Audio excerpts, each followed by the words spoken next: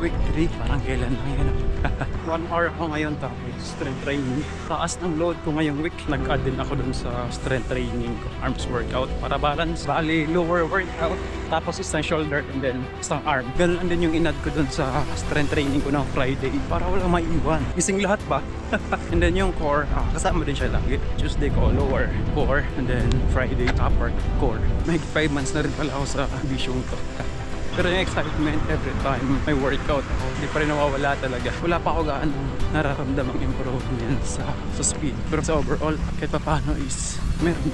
Kung paano mag-react yung katawan ko before and after ng workout. Kung ikukumpara ko dati, iba talaga siya. Doon talaga papasok yung role ng mga coaches yan. Parang kasi talaga nila yung gagawin eh. Hindi naman kasi yan nag-i-invento ng mga training plans or kung ano. Lahat ng mga nare-relay na information sa athletes is mostly talaga based sa experience nila. Sa case ko, gusto ko is takbo lang ang takbo.